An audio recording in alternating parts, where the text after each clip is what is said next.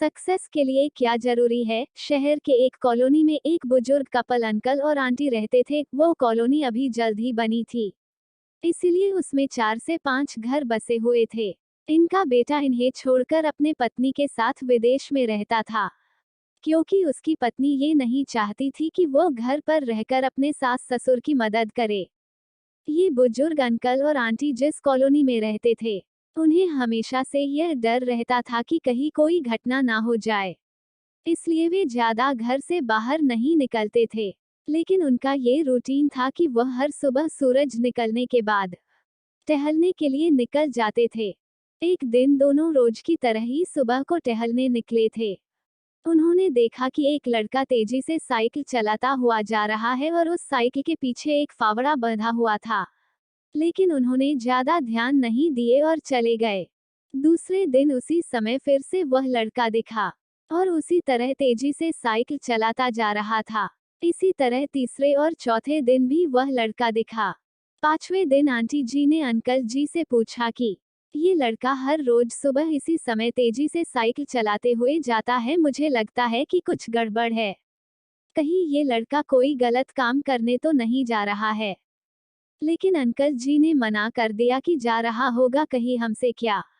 परंतु आंटी जी बोली, हमको देखना चाहिए कि हमारे कॉलोनी में कोई गड़बड़ तो नहीं। अंकल जी बोले, ठीक है, अगले दिन हम इस लड़के का पीछा करेंगे और देखेंगे कि ये जा कहाँ रहा है। अगले दिन सुबह को फिर से वो लड़का तेजी से साइकिल चलाता निकला।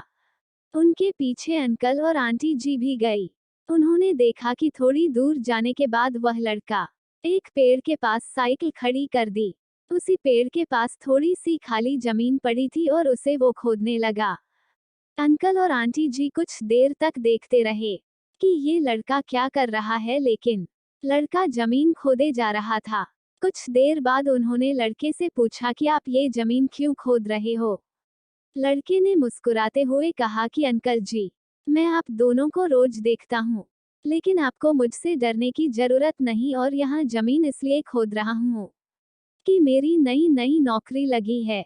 अंकल ने पूछा, कहाँ नौकरी लगी है, ऐसा कौन सा काम है जिसमें जमीन खोदनी है।